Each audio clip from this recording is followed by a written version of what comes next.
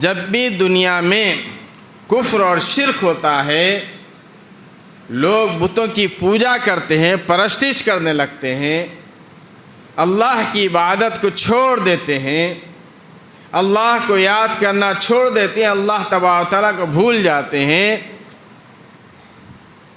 دنیا میں ملوث ہو جاتے ہیں اور کفر و شرک کرنے لگتے ہیں۔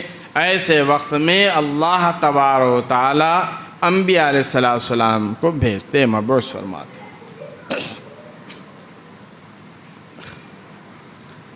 سیدنا نوح علیہ السلام کی قوم گمراہ ہو گئی، بت پرستی شروع کر دی، تو اللہ تبارک و تعالیٰ نے اپنے جلیل القدر، اپنے لاڈلے حضرت نوح علیہ السلام کو بھیج دیا۔ سمجھاؤ اپنی قوم کو۔ حضرت نوح علیہ السلام اپنی قوم کو سمجھاتے رہے،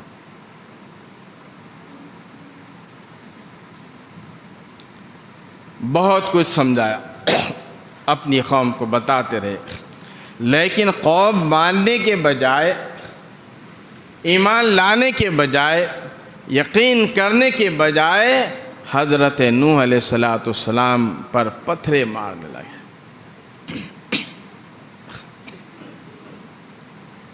اتنے پتھر مارتے تھے، علماء اکرام نے لکھا ہے کہ آپ پتھروں میں چھپ جایا کرتے تھے،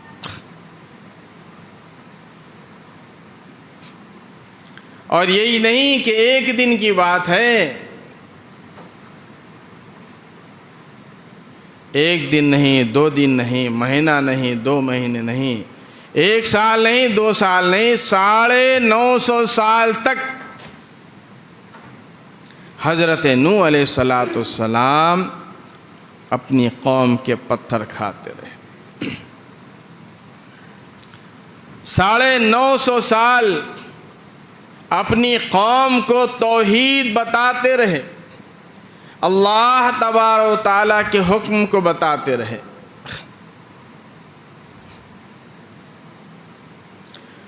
اور کفر اور شرک سے منع کرتے رہے،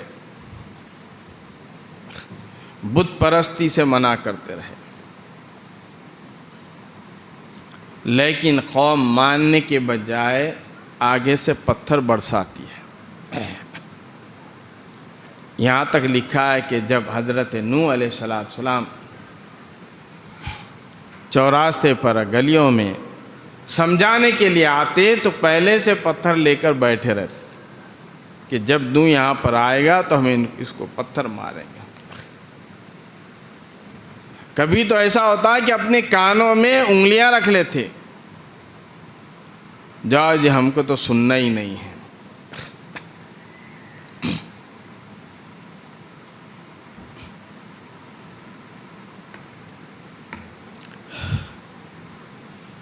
جہاں پر آج زخم تھے، کل وہیں پر زخم، زخم پر زخم کھاتے رہے۔ حضرت نوح علیہ السلام کبھی اللہ تبارک و تعالیٰ کا شکوہ نہیں کیا، گلہ نہیں کیا، بلکہ رات میں اللہ تبارک و تعالیٰ کی بارگاہ میں عرض کرتے ہیں، پروردگار تیرے حکم کو پہنچانے میں ہو سکتا ہے مجھ سے کوتاہی ہو گئی ہو، جس طرح سے میں تیرا حکم ہے اس طرح سے میں تیرے حکم کو نہیں پہنچا سکا۔ اللہ تبارک و تعالیٰ کے سامنے روتی گڑ گڑاتے،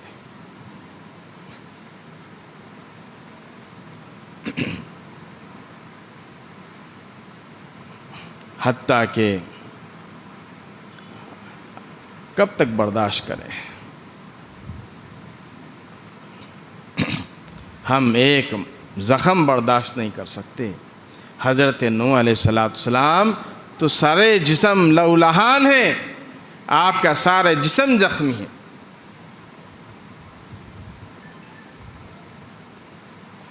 اور ایک وقت جب 950 سال ہو گئے برداشت سے باہر ہوئے، اللہ تبارک و تعالیٰ کی بارگاہ میں عرض کر دیا کہ پروردگار عالم، میں اب بوڑھا ہو چکا ہوں، میرے میں وہ طاقت وہ قوت نہیں ہے کہ پھر دوبارہ جو ہے میں مار کھاؤں۔ یہ لوگ مانتے نہیں ہیں، ایمان نہیں لاتے۔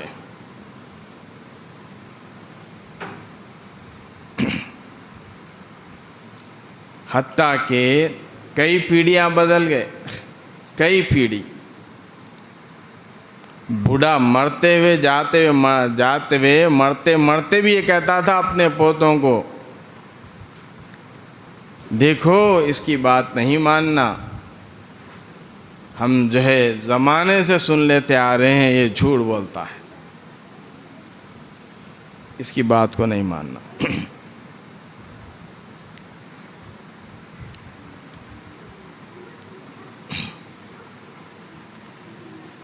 نسلیں بدل گئی مگر ایمان لانے کے لیے کوئی تیار نہیں۔ ایمان تو کیا لاتے، اذیتیں پہنچاتے، پتھرے مارا کرتے۔ بارہا حضرت نوح علیہ السلام نے فرمایا کہ اللہ کے عذاب، دردناک عذاب آ جائے گا، تم ایمان لاؤ، اللہ کی بات کو مان لو، بت پرستی چھوڑ دو، کفر کرنا چھوڑ دو، شرک کرنا چھوڑ دو۔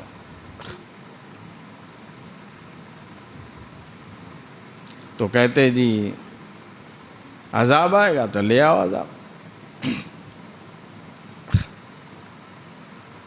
اللہ تبارک و تعالی نے فرمایا کہ نوح، ہم تو کب سے انتظار کر رہے ہیں کہ میرا نبی کہے تو میں ان کو تباہ برباد کر دوں۔ ٹھیک ہے، تیاری کرو، کشتی بناؤ۔ کشتی بنا رہے ہیں، وہاں پر بھی مذاق اڑا رہے ہیں، کہنے لگی کہ کشتی یہ کہاں چلے گی؟ خشکی پر چلے گی، زمین پر چلے گی، ہوا میں اڑے گی، کہاں چلے گی؟ یا تو پانی تو نہیں ہے۔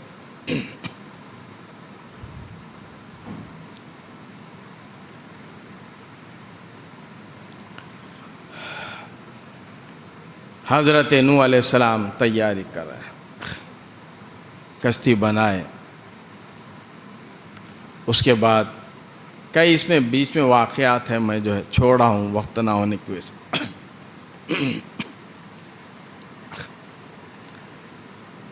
جب اللہ تبارک و تعالیٰ کا حکم آ گیا، اللہ تک کے نبی حضرت نوح علیہ السلام بارہا سمجھا رہے کہ دیکھو اللہ کا عذاب آ جائے گا، اللہ کا عذاب آ جائے گا، سدھر جاؤ، بات مان جاؤ، ایمان لے آؤ۔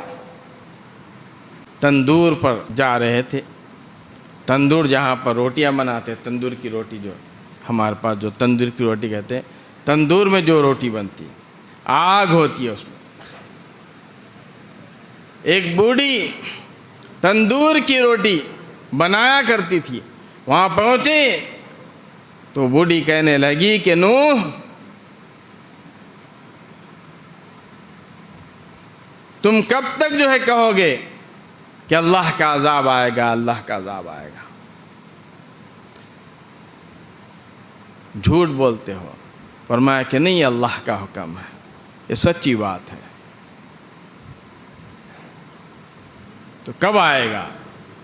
بولے ابھی آئے گا، اور تیرے تندور میں سے آئے گا۔ کہنے لگی تندور میں سے؟ بہت بڑا سیلاب آئے گا، پانی آئے گا۔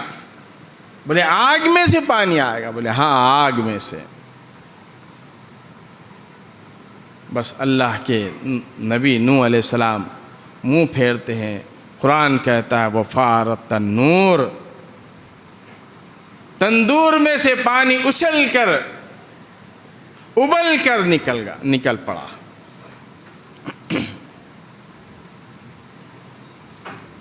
ادھر اللہ تبارک و تعالیٰ نے حضرت نوح علیہ السلام کو فرمایا کہ اپنے لوگوں کو کشتی میں بٹھا لو.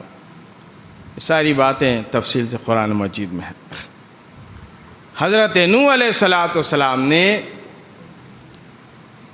جتنے ایمان لائے تھے 950 سال میں 80 یا 83 لوگ ایمان لائے. سال میں ایک بھی نہیں بنتا. اندازہ لگایا.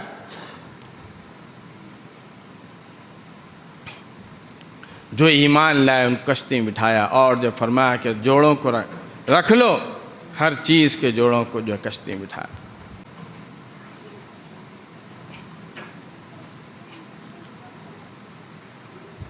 اس کے بعد زبردست طوفان آیا. وقال اركبوا فيها بسم الله مجريها ومرساها ان ربي لغفور رحيم. حضرت نوح علیہ السلام نے فرمایا کہ اللہ کا نام لے کر کشتی میں سوار ہو جاؤ. کشتی میں سوار ہو گئے. بہت بڑا طوفان آیا. کشتی چلنے لگی. اپنے بیٹے کو دیکھا.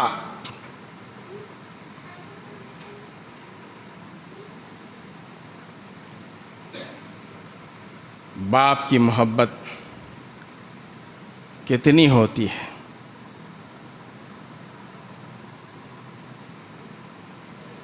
باپ کی شفقت، باپ کی محبت، پدری شفقت نے جوش مارا اور اپنے بیٹے کو آواز دی. فرمایا وَهِيَ تَجْرِي بِهِمْ فِي مَوْجٍ كَالْجِبَالِ.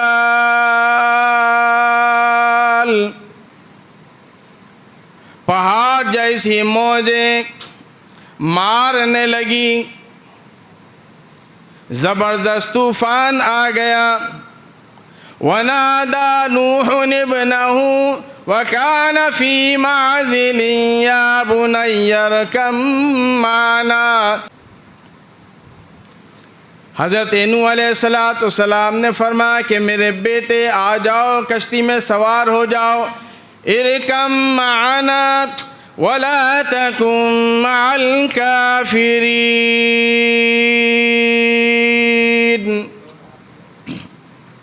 اے میرے بیٹے آ جا، کافروں کے ساتھ مت ہو، کافروں کے ساتھ مت ہو جانا، آ جا میرے پاس.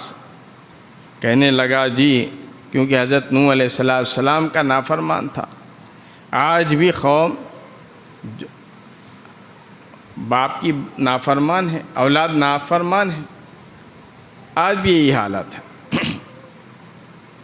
کہنے لگا جی ارے یہ تو بڑے بڑے پہاڑ ہیں نا، میں اس پر چڑھ جاؤں گا، کیسے میں ڈوبوں گا. فرمایا قال سآوی إلى جبل يعصمني من الماء.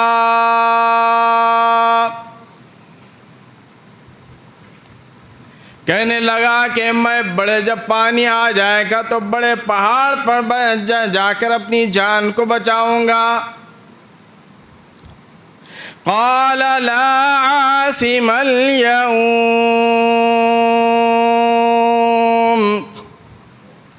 من امر الله الا من رحم وحال بينهما الموج فكان من المغرقين.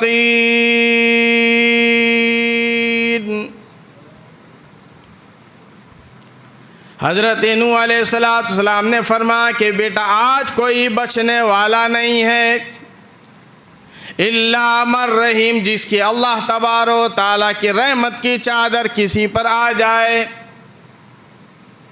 بس وہی بچ سکتا ہے. بس گفتگو ہو رہی تھی، ایسی موج آئی طوفان کی، پانی کی، بیٹا غرق ہونے لگا، ڈوبنے لگا. باپ کے دل میں کتنی محبت ہوتی ہے. حضرت نوح علیہ السلام نے اللہ تبارک و تعالیٰ کی بارگاہ میں دعا کر دی، ہاتھ پھیلا دیے، فرمایا کہ میرے پروردگار میرا بیٹا، یہ میرا بیٹا، اے اللہ اس کو تو بچا لیجئے۔ قرآن میں سارے واقعات ہیں، اس کو بچا لیجئے۔ اللہ تبارک نے فرمایا کہ نو یہ تو تیرا ہے ہی نہیں، فرمایا کہ میری اولاد ہے، وہ ابا کہہ کے مجھ کو پکارا کرتا تھا، میں اس کو بیٹا کہہ کر پکارا کرتا تھا، اے میرے پروردگار وہ میرا ہے۔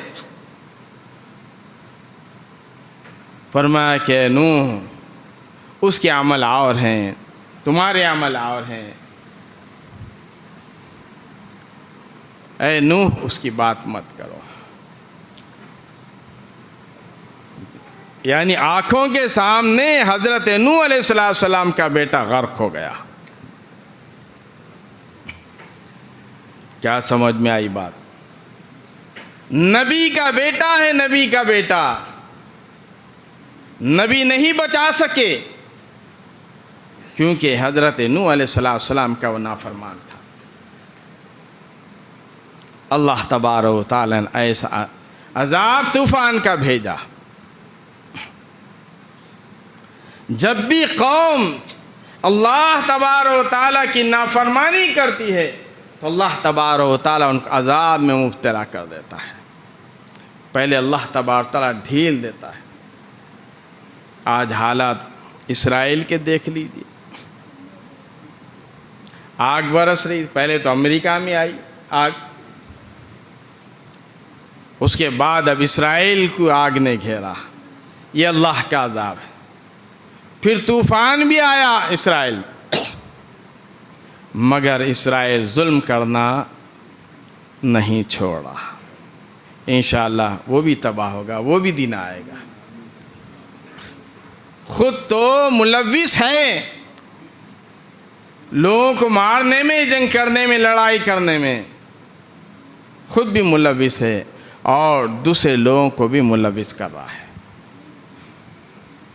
آج ہمارے ملک کی حالت دیکھیے، پڑوس ملک کی حالت دیکھیے، یہ ظالم امریکہ، عیسائی اور یہودی یہ دونوں ایک ہے، یہ مل کر چاہتے ہیں کہ جو ہے آپس میں لڑایا جائے۔